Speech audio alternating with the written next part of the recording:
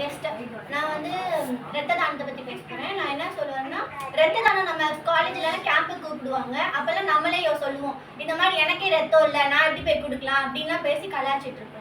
So நான் இதை பற்றி டாபிக் சொன்னோன்னே நான் செக் பண்ணி பார்த்தப்போ அது நமக்கு எவ்வளோ பெனிஃபிட்ஸாக இருக்குன்னு நான் கண்டுபிடிச்சேன். இப்போ நம்ம போய் ரத்தம் கொடுக்கும்போது நம்மள்ட்ட 350 ml எடுப்பாங்க. ஆனால் நம்ம நினச்சிட்டு இருக்கோம் நம்ம எடுக்கிற ரத்தம் ஒருத்தவங்களுக்கு தான் போய் காப்பாற்றணும். ஆனால் அது 3-4 பேரை போய் காப்பாற்றிட்டு இருக்கு. அது தெரியாமல் நம்ம அதை இழந்துட்டு இருக்கோம். இன்னும் என்னன்னா, நம்ம கொடுக்குற ரத்தத்தால நம்ம எவ்வளோ பெனிஃபிட் ஆகும்னா, நம்ம ஹீமோகுளோபின் லெவல் கரெக்டாக இருக்கும், நம்மளோட ஹார்ட் பீட் எல்லாம் கரெக்டாக இருக்கும், நமக்கு எந்த விதமான நோய் வராது.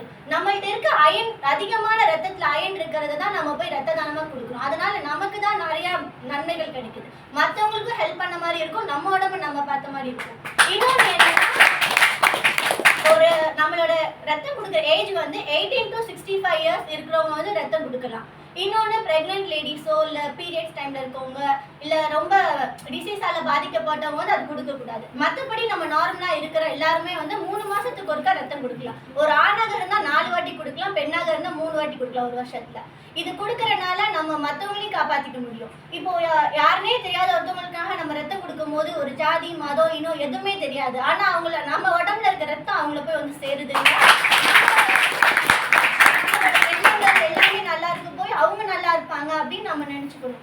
ரத்தம் மட்டும் கிடையாது, நம்ம இறந்து போனதுக்கு அப்புறம் நம்ம உடல் மகி இதாக போகுது. ஸோ நம்மளால முடிஞ்ச அளவுக்கு இருக்கிற வரைக்கும் ரத்தம் கொடுத்து அடுத்தவங்களை காப்பாற்றுவோம். இல்லாத உலகத்துல நம்ம உடுப்புகளை கொடுத்து மற்றவங்க நல்லா இருக்கும்.